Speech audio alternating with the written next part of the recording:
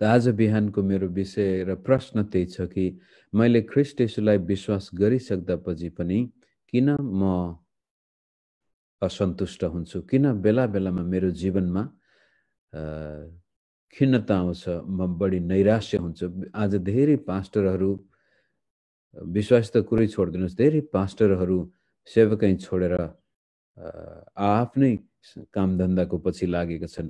मुख्य कुरो निराश बढी भएर। यो विशेष गरी यो अमेरिकाको तथ्याङ्क हो। वर्षमा कमसे कम 3000 पास्टरहरूले आफ्नो जागिर छोड्छन् र सेवकाई नै छोडिदिन्छन् र कतिपय त विश्वासबाटै पतन पनि भएका छन्। केही वर्ष अगाडि एकजना पास्टर निकै ठुलो प्रख्यात व्यक्ति थिए। उनको चर्चमा हजारौं विश्वासीहरू आउँथे अनि उनको वचन सुन्दाखेरि मान्छेहरू एकदमै मनमुग्ध हुन्थे। तर आज 4-5 वर्ष अन्तरालमा आज ती दाइको जीवन हेर्दाखेरि साधारण एउटा परमेश्वरलाई नै नचिनेको जस्तो उनको त्यो बोली चाली लेखाइ सबै कुराले हेर्दाखेरि त्यो व्यक्ति कहाँ गएको छैन। किन ख्रीष्ट येशूलाई विश्वास गरिसक्दा पछि पनि मेरो जीवनमा यस्तो किसिमको असन्तुष्टि आउँछ? सबैको जीवनमा होइन। तपाईहरू धेरैजना हुनुहुन्छ जसले आफ्नो जीवनमा धेरै ठुलो भारी उठाउनु भएको छ, घोर अन्धकारको घाँटीबाट भएर पनि जानु भएको छ र पनि परमेश्वरलाई तपाईले आफ्नो आँखाको सामनेमाबाट हटाउनु भएको छैन। तर अधिकांश धेरै मानिसहरू छन् जसले जीवनका तिता मिठा अनुभवमा प्रवेश गर्दाखेरि उनीहरूको खुट्टा लरबराउँछ र कतिले आफ्नो ठाउँ पनि छोडिदिन्छन्। त्यसै सिलसिलामा हामी हितोपदेशको किताबबाट हेर्यौं कि ख्रीष्ट येशूमा विश्वास गर्ने मानिस, परमेश्वरमा विश्वास गर्ने मानिस, परमेश्वरमा भरोसा गर्ने मानिसले ज्ञान बुद्धि पाउँदछ र त्यो ज्ञान अनि बुद्धि पाएको मानिसको जीवनमा लङ लाइफ हुन्छ, लामो आयु, दीर्घायु परमेश्वरले दिने प्रतिज्ञा गर्नुभएको छ। त्यसपछि शरीरमा स्वास्थ्य दिने प्रतिज्ञा गर्नुभएको छ र त्यसपछि हातको मेहनतमा सम्पन्नता पनि ल्याउने परमेश्वरको प्रतिज्ञा छ। त हेर्दाखेरि जीवनमा सुख शान्ति र आनन्द र प्रशस्तताको जीवन हितोपदेशको किताबले कोर्दछ भने ख्रीष्ट येशूमा विश्वास गरिसक्दा पनि ती दिन हामी जीवनमा देख्दैनौँ। त्यसको सट्टा उल्टै जीवनमा आएको सम्पन्नता, सफलता, सुख शान्ति सबै हुँदाखेरि पनि मनमा शान्ति छैन, सन्तुष्टि छैन। किन होला त्यो? जसै अब म हितोपदेश 4 अध्यायको 18-19 पदले बयान गरेको छ दुईवटा व्यक्तिको जीवन। 4 को 18 मा भन्छ, धर्मीको चाल प्रभातको प्रथम चमक जस्तै हो, त्यो मध्य दिन नहुन्जेल झन्झन चहकिलो हुँदै जान्छ। परमेश्वरमा विश्वास गर्ने मानिसको जीवन चाहिँ यस्तो किसिमको कि प्रभातको चमक जस्तै हो, त्यो मध्य दिन नहुन्जेल झन्झन चहकिलो हुँदै जान्छ। तब हामी जब बिहान उठ्छौँ, घरबाट कोठाबाट बाहिर निस्किन्छौँ भनेदेखि झिसमिसे उज्यालो देख्नुहुन्छ, त्यसको छुट्टै प्रकारको रौनक हुन्छ र झिसमिसे उज्यालो बिस्तारै बिस्तारै चहकिलो हुँदै जान्छ र मध्य दिनसम्म त्यसको चमक बढी नै रहन्छ। भन्न खोजेको कुरो ख्रीष्ट येशूमा विश्वास गरेको व्यक्तिको जीवनमा पनि त्यस्तै किसिमको दिनदिनै ऊ चम्किनु पर्ने हो, दिनदिनै उसमा ख्रीष्टको मुहार देखिनु पर्ने हो। तर 19 पदमा, दुष्टको चाल घोर अन्धकार जस्तो हो, केले आफ्नो पतन हुँदैछ सो तिनीहरू जान्दैनन्। त्यो चाहिँ अब साँझको विचार गर्नुहोस्, सूर्य अस्ताउनै आँटेको छ, तपाईँ कतै यात्रा जानु भएको छ, कहीँ बाटोमा हुनुहुन्छ भने अँध्यारो आएपछि कति आँतिन्छ। एकपटक म र मेरो श्रीमती यो हाइकिङमा गएको थियौँ, पहाड चढ्नको लागि गएको थियौँ। त्यति बेला कोरियाको त्यो वेदर सिस्टम थाहा थिएन, सुरुको समयमा हो हाम्रो अनुभव। अनि सोच्यौँ यति 1 घन्टामा त फर्किन सकिन्छ भनेको त बाटो लामो रहेछ, अँध्यारो भयो, त्यहाँ बत्ती पनि थिएन। त्यो अन्धकार झन्झन अन्धकार हुँदै गयो, पछि हिँड्दाखेरि पनि निकै गाह्रो भएको थियो। धर्मीको जीवन दिनदिनै उज्यालो हुँदै जाँदैछ भनेदेखि दुष्टको चाल चाहिँ घोर अन्धकार जस्तो हो र पछि गएर त्यो कहाँ लड्छ, कहाँनिर त्यसले ठेस खा उसैलाई थाहा हुँदैन। यो अवस्था किन आउँछ त हाम्रो जीवनमा? हितोपदेशमा थुप्रै अरू कुराहरू छन् जस्तै अल्छीको कुरो गरेको छ। एक छिनको हात बधाई र एक छिनको सुताइले उसको जीवनमा घटी कमी अभाव र दरिद्रता डाँकु चोर जस्तै आउँछन्। प्रशस्तता हुनुपर्ने हो, त्यहाँनिर घटी कमी र अभाव छ। हितोपदेश 21:9 र 19मा र त्यसपछि 24:25 र एक दुई अरू ठाउँमा पनि 25:24 र अरू ठाउँमा पनि लोग्ने स्वास्नी बीचको किचकिचपन त्यहाँ यस्तो भनेको छ कि कचकचे श्रीमतीसँग बस्नुभन्दा त घरको कौसीमा बस्नु, उजाड स्थानमा जानु, कतै एक्लै बस्नु, त्यो लोग्ने स्वास्नी बीचको जुन समस्या छ त्यो कचकच पनि कहाँबाट आउँछ? असन्तुष्टिपन। यस्तो अवस्था किन आउँछ? ख्रीष्ट येशूमा विश्वास गरिसकेपछि पनि यो एक अर्कासँग मिल्न नसक्नु, एक अर्कासँग झगडा हुनु, वैमनस्यता हुनु, दुश्मनी हुनु, सबै प्रश्नको पछाडिपट्टि आज म यहाँको सामनेमा मेरो आफ्नो व्यक्तिगत जीवनको अनुभव र परमेश्वरको वचनको प्रकाशबाट के भन्न चाहन्छु भनेदेखि, यदि तपाईँ र मैले ख्रीष्ट येशूलाई विश्वास गरेको वर्षौं भइसक्यो र पनि जीवनमा त्यो चमक, त्यो उज्यालो दिनदिनै बढिरहेको छैन, परमेश्वरको आशिषको अनुभव पनि हामीले गर्न सकेका छैनौँ र हृदयमा शान्तिको महसुस पनि भएको छैन, झन् दिनदिनै हामी बेचैनी हुँदैछौँ, दिनदिनै हामी मानिससँग तितोपना बढी नै गएको छ भने पहिलो कुरो हितोपदेश 3:5-7 हेरौँ। हितोपदेश 3:5-7 आफ्नो सारा हृदयले परमेश्वरमा भरोसा राख र तेरो आफ्नै समशक्तिमा भर नपर। आफ्ना सारा मार्गमा उहाँलाई सम्झी र उहाँले तेरा मार्गहरू सोझा तुल्याइदिनु हुनेछ। आफ्नै नजरमा बुद्धिमान नहो, परमप्रभुको भय मान र दुष्कर्मलाई त्याग। मुख्य आज यदि म ख्रीष्ट येशूलाई विश्वास गरिसक्दा पनि खुसी भएको छैन भनेदेखि मैले वास्तवमा परमेश्वरमाथि भरोसा राख्न सकेको छैन। फेरि राम्रोसँग विचार गर्नुहोस्। यदि मेरो जीवनमा बेखुसी छ, म असन्तुष्ट छु, म निराशाको शिकार भएको छु, मलाई डिप्रेसन लागेको छ, जता जाँदा पनि चित्त बुझ्दैन भनेदेखि त्यसको पछाडिपट्टि परमेश्वरमाथिको अविश्वास। अब यो अनौठो लाग्न सक्छ र कतिको लागि एकदमै के भन्छ अपमानजनक पनि हुन सक्छ। मैले यत्रो विश्वास गरेको छु, कसरी चाहिँ मैले अविश्वास गरेको छु। ख्रीष्ट येशूले जुन महान काम गर्नुभएको छ त्यसलाई हामीले स्वीकार गरेका छौँ, तर जीवन जिउनको लागि आफ्नो पूर्ण भरोसा उहाँमाथि राखेका छौँ। यहाँ के भन्छ, आफ्नो सारा हृदयले परमेश्वरमा भरोसा राख र आफ्नै समशक्तिमा भर नपर। तर जब हामी हाम्रो जीवन आफ्नो नियन्त्रणभन्दा बाहिर गएको देख्दछौँ त्यति बेलामा हामी आत्तिन्छौँ, आपत विपद आउँदछ, किनभनेदेखि हाम्रो भरोसा आफ्नै समशक्तिमा हुन्छ, परमेश्वरमा हुँदैन। त्यो गुदी, भित्रपट्टिको गुदी तपाईले खोज्नुभयो भनेदेखि भरोसा परमेश्वरमा छैन। सायद बचपनदेखि नै त्यो भरोसा टुटेको हुन सक्छ। आमा बाबुमा भर पर्न सकिएको थिएन, पछि गएर सायद लोग्ने स्वास्नी बीचमा भर पर्न सकिएन, इष्टमित्र साथी कहीँ न कहीँ कुनै मानिसले तपाईँको मेरो जीवनमा भरोसा तोडेको हुन सक्छ। शिक्षकमा भर पर्न सकिएन, कसै न कसै व्यक्तिसँग सम्बन्धमा सायद हाम्रो भरोसा टुटेको थियो। तर पछि गएर परमेश्वरमा विश्वास गर्दा पनि पूर्ण रूपले आफ्नो जीवनको भरोसा, आफ्ना परिस्थितिहरू, आफ्नो भविष्य परमेश्वरको हातमा हामी राख्न सकिरहेका हुँदैनौँ। आफ्नै त्यसपछि अर्को एउटा अङ्ग्रेजी शब्द छ सर्भाइभल मोड, अथवा बाँच्नको लागि। जब मानिसले आफ्नो बचपनमा जुन व्यक्तिमाथि भर पर्न थियो त्यहाँ भर पर्न सकेन भनेदेखि पछि आफैले आफ्नो जीवनको सुरक्षा गर्नुपर्ने हुन्छ र मुक्ति, पापबाट पश्चाताप, नरकबाट स्वर्ग जान त हामीले ख्रीष्ट येशूमा विश्वास गर्यौं, त्यो अर्को उपाय थिएन। तर दैनिक जीवन जिउनको लागि चाहिँ परमेश्वरमा हामी भरोसा गर्न सकिनौँ।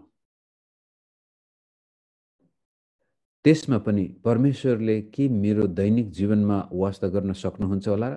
अर्को शब्दमा परमेश्वरको शक्तिमाथि नै हामीले भरोसा गर्न सक्दैनौँ।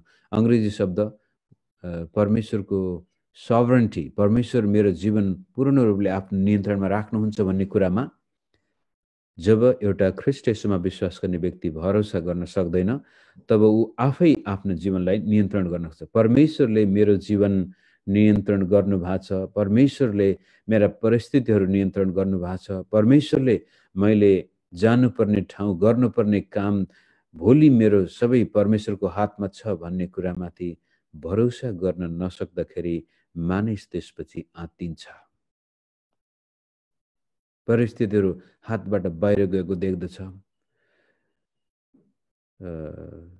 समस्याहरूले घेरेको देख्दछ, आपत विपत आउँछन्, शरीरमा रोग लाग्न सक्छ, आफूसँग भएको कामधन्दा सिद्धिन सक्छ, जागिरबाट निष्कासन हुन सक्छ, अचानक कुनै घरमा मृत्यु आउन सक्छ र यो अप्ठ्यारो परिस्थितिले जब हामीलाई घेर्दछ त्यति बेलामा पूर्ण रूपले परमेश्वरमा समर्पित जब हामी हुन सक्दैनौँ, गर्न सक्दैनौँ, आफै त्यसपछि ती परिस्थितिहरूको नियन्त्रण गर्न चाहन्छौँ भनेदेखि त्यसको अन्तिम उपलब्धि निराशा, अन्तिम उपलब्धि अन्योल, असन्तुष्टि, खिन्नता।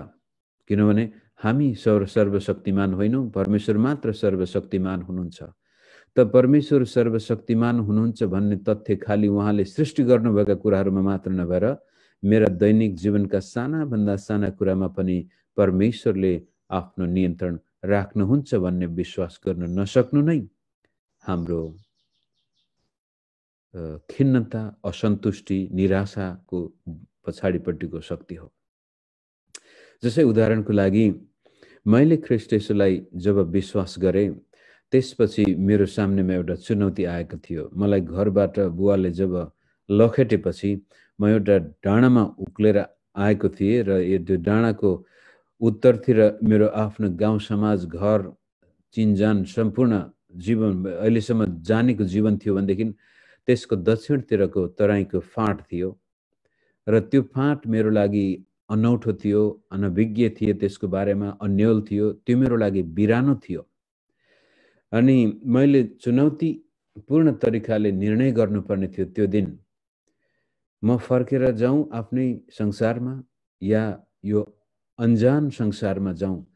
प्रभु म के गर्ने होला? बप्तिस्मा पनि लिएको थिएन, ख्रीष्ट येशूलाई कसैले तिमीले विश्वास गर भने पनि भनेको थिएन। आफैले क्रिस्चियन पत्रिका किताब पढेर त्यसपछि आफैले जबरजस्ती बाइबल पढ्न थालेर अनि वास्तवमा मलाई सहायता गर्नुपर्ने क्रिस्चियन मित्रहरूले त्यति बेला भन्दैन, हैन त अहिले बप्तिस्मा लिएको छैनस्, गएर बिहाबारी गर, हिन्दू पाराले नै बिहाबारी गर, आफ्नो आमाबाबुको वास्ता गर भने। हैन, मैले ख्रीष्ट येशूलाई विश्वास गर्छु भन्दा उनीहरूले विश्वासै गरेको थिएन।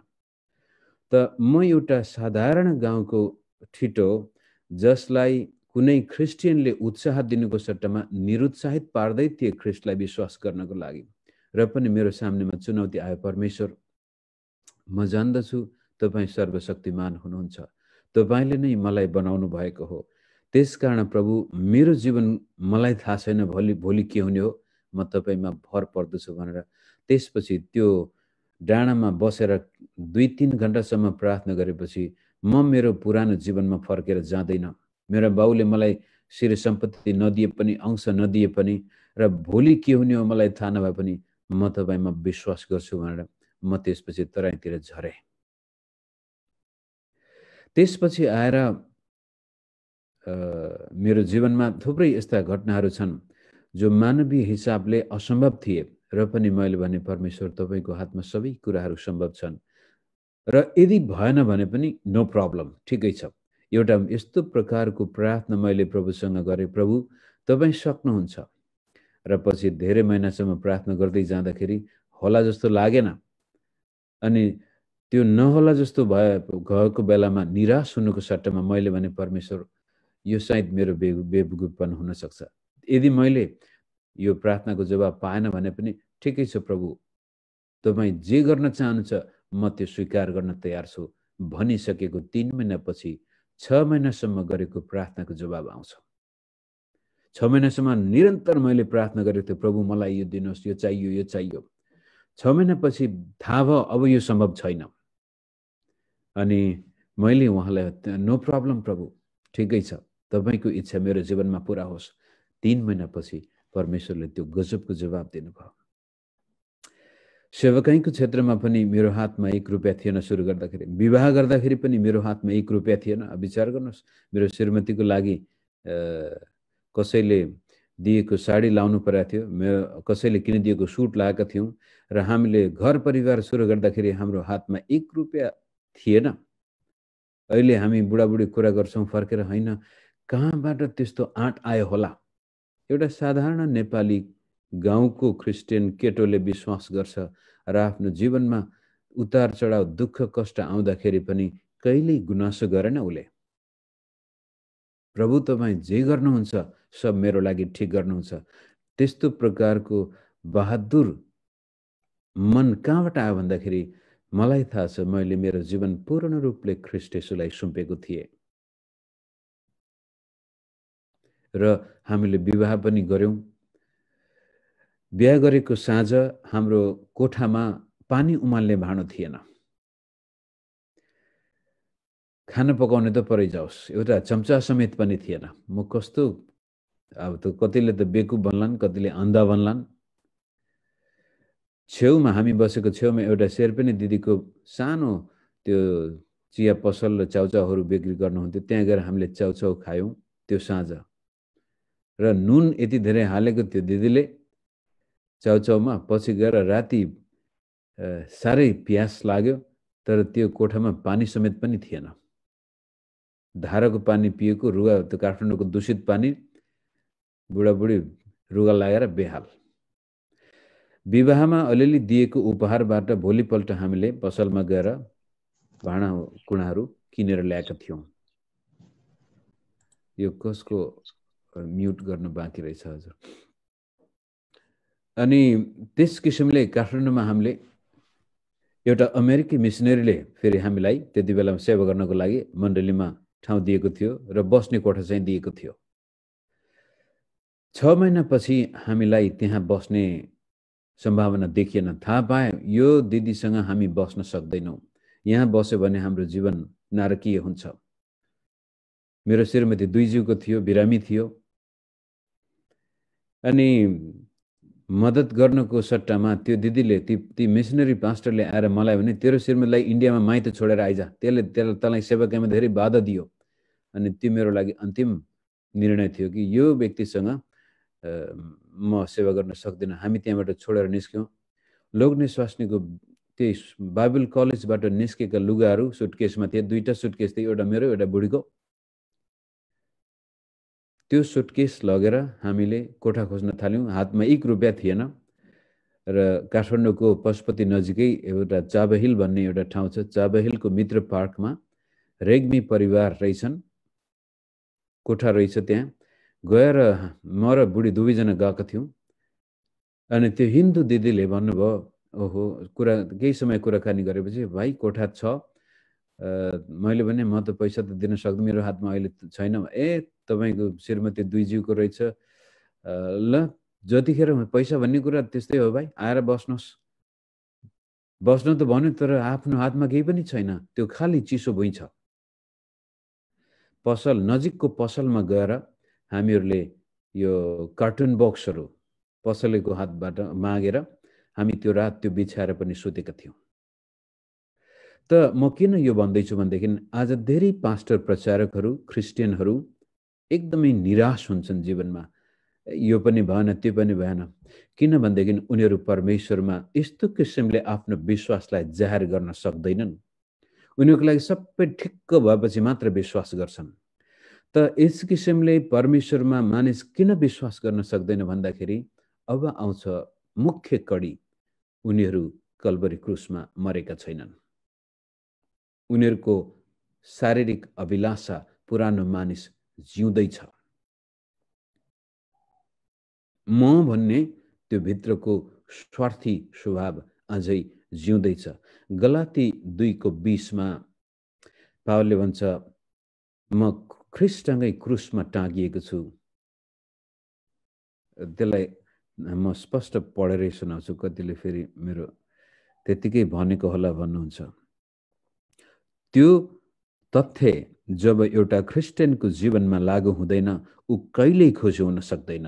कहीँ न कहीँबाट उसको जीवनमा असन्तुष्टि आउँदछ। पावलले भन्नुहुन्छ गलाती 2:20 मा, म ख्रीष्टसँगै क्रुसमा टाँगिएको छु। अब उपरान्त जिउने म होइन, तर ख्रीष्ट ममा जिउनुहुन्छ। जुन जीवन शरीरमा म अहिले जिउँछु, त्यो परमेश्वरका पुत्रमा विश्वास गरेर जिउँछु, जसले मलाई प्रेम गर्नुभयो र मेरो निम्ति आफूलाई अर्पण गर्नुभयो। कल्भरी क्रुसमा हाम्रो स्वार्थ मर्नुपर्छ मित्रहरू। क्रुसमा टाँगिएको हुनुपर्छ। र रोमी 6 मा भने जस्तै ख्रीष्ट सँगसँगै हामी मर्छौँ भने ख्रीष्ट सँगसँगै बौरी पनि उठ्छौँ। तपाईँ क्रिस्चियन हो र तपाईँ एकदमै असन्तुष्ट छ, किचकिच र गनगन हुन्छ। तपाईँ अरूले होइन कि तपाईँले जोसँग पनि चित्तै बुझ्दैन र त्यसपछि अरूले सानोतिनो कुरा गर्दाखेरि तपाईँको चित्त दुख्छ, तपाईँलाई तुरन्तै रिस उठ्छ, तपाईँलाई तुरन्तै चिन्ता लाग्छ, तपाईँ तुरन्तै एकदमै आत्तिनुहुन्छ भनेदेखि कता कता हामी भित्रको त्यो म अझै मरेको छैन, त्यो जिउँदैछ। ख्रीष्ट सँगसँगै टाँगिनु क्रुसमा। जब तपाईँ र म ख्रीष्टसँगै यसरी क्रुसमा मरेका हुन्छौँ, तब ख्रीष्ट सँगसँगै हामी बौरी उठेका पनि हुन्छौँ। यहाँ के भन्छ, ख्रीष्ट सँगसँगै म बौरी पनि उठेको छु र अबको जीवनमा जिउँदैछु, उहाँमाथि विश्वास गरेर म जिउँदछु। अब मैले भने त्यो पहाडको डाँडामा उत्तरतिर आफ्नो घर समाज थियो, दक्षिणतिर अन्यल थियो, अन्धकार थियो। तर मैले विश्वासका साथ भने, प्रभु तपाईँ कहिले पनि गल्ती गर्नुहुने छैन। मैले आफ्नो भविष्यमा देख्दिनँ, तपाईँ मेरो भविष्य देख्नुहुन्छ। म तपाईँमा भर पर्छु। सेवकाई गर्दाखेरि पनि त्यस्तै, बिहा गर्दाखेरि पनि मलाई एउटा, म अझै पनि भन्ने गर्छु, मैले प्रभु मलाई कस्तो खालको श्रीमती चाहिने हो म जान्दिनँ, तपाईँ जान्नुहुन्छ। त्यसकारण त्यस्तै व्यक्ति तपाईँले जुटाउनुहोस्। र हामीले त्यो सेवकाई सुरु गर्दाखेरि कार्टुन बक्स बिछाएका थियौँ। सुत्दाखेरि कहिले यो हेत्तेरी भनेर भएन। प्रभु धन्यवाद, यो चिसोमा भए पनि कमसेकम बस्ने कोठा त हामीले पाएका छौँ। यो हिन्दू दिदीले हामीलाई एउटा शरण दिएको छ। क्रिस्चियन मिसनरीले हामीलाई लखेटे पनि एउटा हिन्दू परिवारले हामीलाई शरण दिएको छ। परमेश्वर तपाईँलाई धन्यवाद। त्यसपछि मेरो श्रीमती पछि गएर बच्चा जन्मिने बेला आयो। हामीसँग चाबेलबाट यो पाटन अस्पतालमा आउनको लागि चाहिने 355 रुपियाँ त्यति मात्रै थियो र ट्याक्सीमा नभएर अटोमा आएका थियौँ। त्यो ट्याक्सीमा बढी लाग्ने भएर अस्पतालमा श्रीमती भर्ना गरेका थियौँ। म भित्र गएँ र बाहिर निस्कन बित्तिकै फेरि दोस्रोचोटि भित्र आउनु पाइँदैन थियो जबसम्म धरौटी राखिँदैन थियो। आफूसँग 1 रुपियाँ थिएन, फर्किने भाडा समेत पनि थिएन। 9 बजिसक्यो। बिहान हामी करिब 5 साढे 5 बजे अस्पताल पुगेका थियौँ। 9 बजिसकेका थियो। म अन्यल थिएँ। यता श्रीमती फेरि त्यो के कम्प्लिकेसन भएर बच्चा समयमै जन्मेन, अपरेसन गर्नुपर्छ भन्न थाले। अन्तिममा मैले जिन्दगीमा परमेश्वरसँग यस्तो भरोसा गरेको थिएँ, प्रभु म ऋण खोजेर कहिले पनि म खाँदिनँ, म कहिले मागेर खाने छैन। जबसम्म तपाईँले जुटाउनुहुन्न तबसम्म म खाने छैन। त्यो भरोसा, त्यो विश्वास आफ्नो लागि त ठिकै हो, तर श्रीमती र पेटमा भएको बच्चाको लागि त केही न केही गर्नु पर्यो। र अन्तिममा म पाटन अस्पताल, त्यति बेलामा अब आजको जस्तो मोबाइल फोन हुन्थेनन्, अनि बाहिर गएर फोन गर्न एउटा मित्रलाई चिनेको थिएँ। अन्तिममा गएर अब त माग्नै पर्यो भनेर ऋण खोज्नुको लागि मैले त्यो दाइको फोन गरेँ, दाइलाई फोन लाएँ र फोन उठाउने बित्तिकै त्यो दाइले, ओहो फलाना, तपाईँलाई त म हिजै भेट्न आएको थिएँ, तर के भएर म तपाईँकोमा पस्न सकेन। फलानुले तपाईँलाई यति पैसा उपहार पठाएको थियो, तपाईँको श्रीमतीको डेलिभरीको बेलामा खर्च चाहिएला भनेर। अब विचार गर्नुहोस्, श्रीमती माथि वार्डमा छ, एकदमै अप्ठ्यारो भइरहेछ, धेरै घण्टा भइसक्यो, बच्चा जन्मेको छैन, हातमा 1 रुपियाँ छैन, र पनि मैले प्रभुसँग दिएको वचनको त्यसलाई स्वीकार गरेको थिएँ। तरै पनि ल ठिक छ प्रभु, अब भएन भने त अब माग्नै पर्यो कसैसँग, कहीँबाट मिलाउँला भनेर फोन मात्र के गरेको थियो। त्यसपछि त्यो दाइले भन्नुहुन्छ, फलानुले तपाईँलाई यति पैसा उपहार पठाएको थियो तपाईँको श्रीमतीको डेलिभरीको समयको लागि।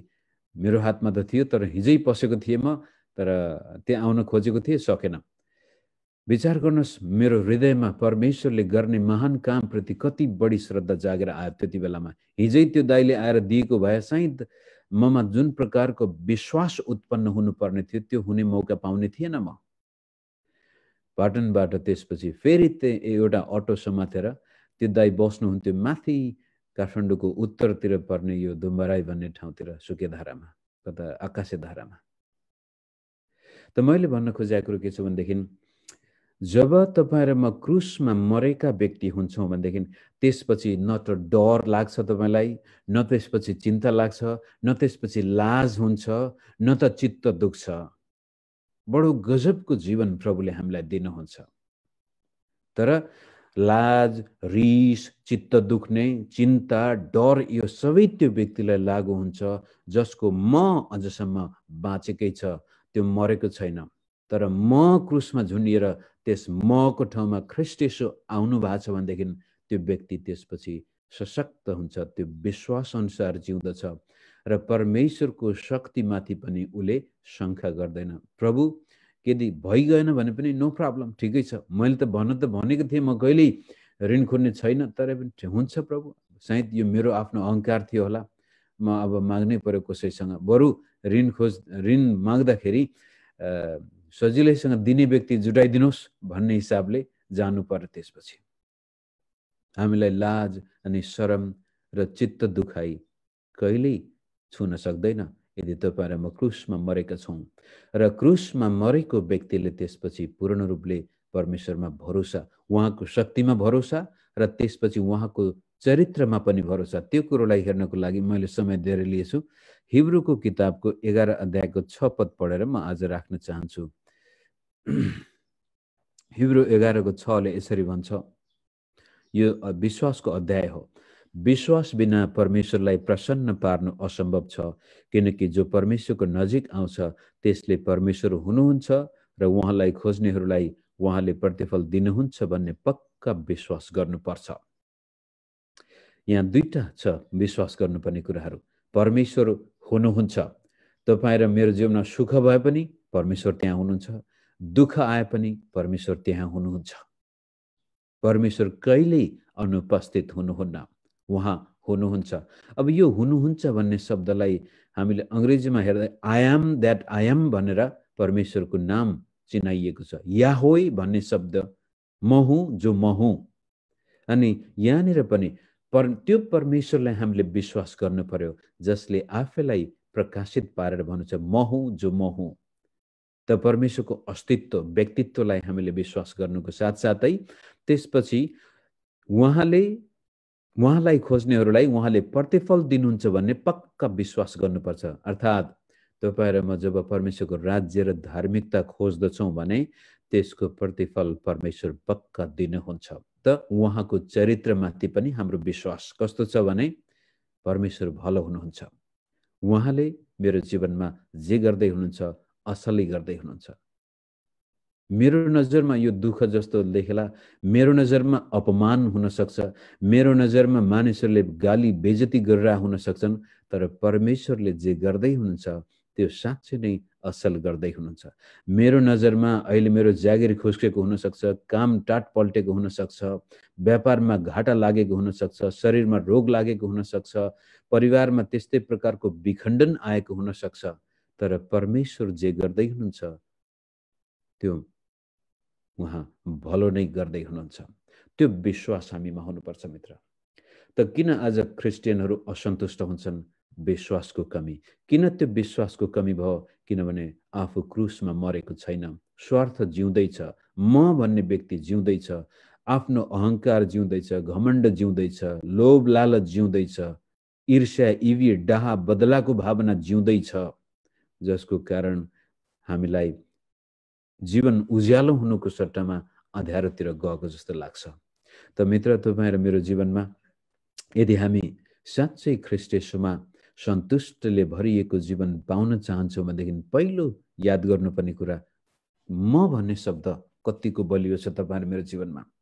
अर्थात् त्यसलाई जाँच्नको लागि कसैले तपाईँको चित्त दुखाउँछ भने तपाईँलाई कस्तो अनुभव हुन्छ,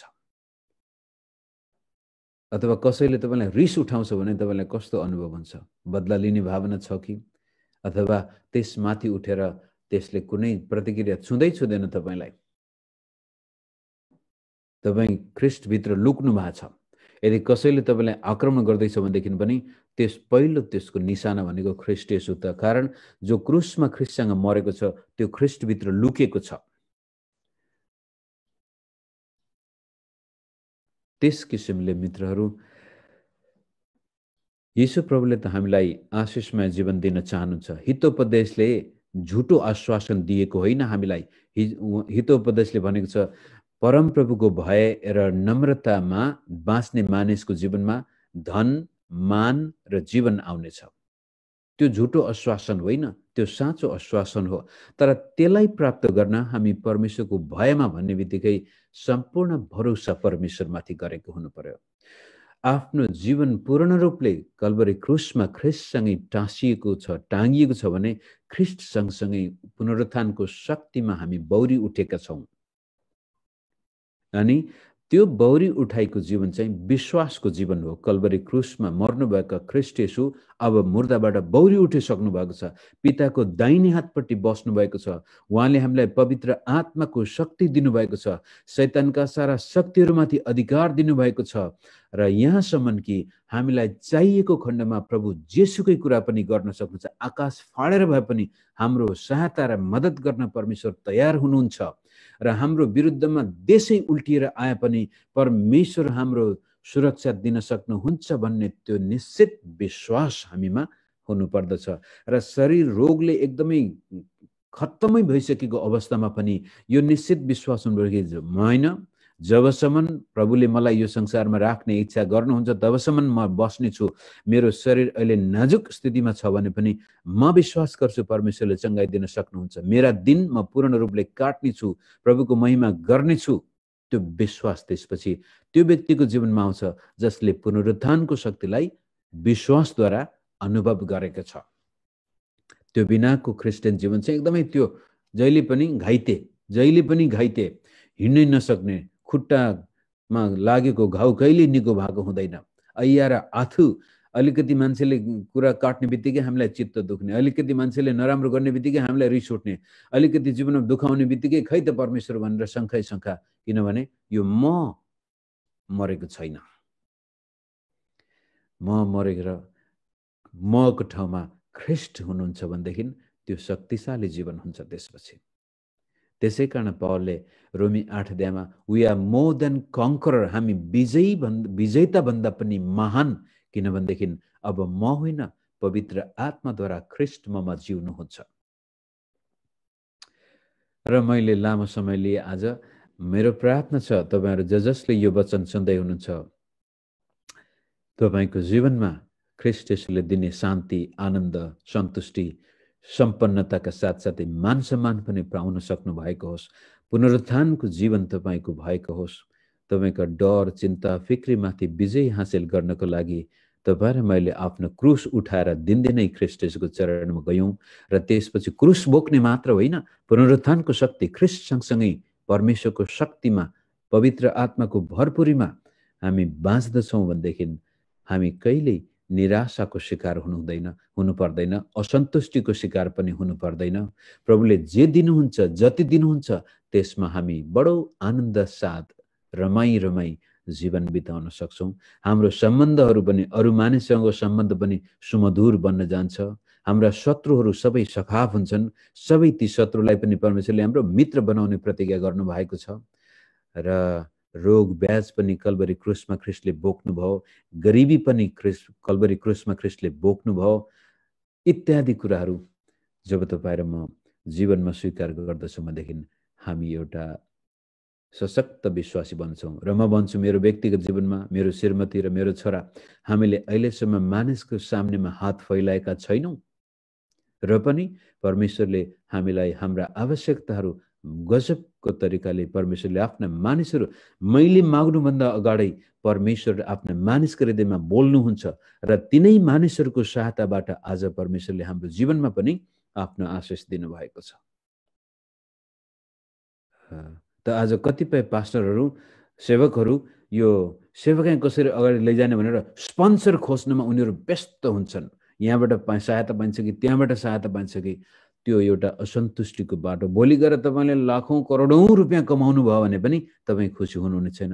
तर परमेश्वरमा विश्वास गरेर जस्तै म त्यो हस्पिटलबाट अब त ऋण खोज्नै पर्यो भनेर अन्तिम घडीमा आएर त्यो दाइलाई फोन गर्दाखेरि त्यो दाइले भन्छ भाइ तपाईँको लागि पैसा त पहिल्यै आइसकेको थियो। त्यसले यति आनन्द, यति सन्तुष्टि, यति परमेश्वरप्रतिको महान विश्वास उत्पन्न गराइदियो। हामी त्यसपछि बाँकी जीवन चट्टानै फुटाउनको लागि पनि तयार हुन्छौँ। तर एकदमै चलाक गरेर एकदमै आफ्नै चतुर्याइबाट तपाईँ सेवा लैजान चाहनुहुन्छ, दुनियाँ ठाउँमा मानिसहरूसँग सहायता मागेर सेवाकाई अगाडि लैजानुहुन्छ भने त्यो सेवाकाई तपाईँको लागि पछि अभिशाप हुन्छ, त्यो भारी हुन्छ, त्यसैले तपाईँलाई चिहानमा पनि पुर्याउन सक्छ। यति भन्दै आजको यो फेसबुक सेसनमा यही राख्छु। बाँकी हामी जुममा केही समय प्रार्थनामा बिताउँला।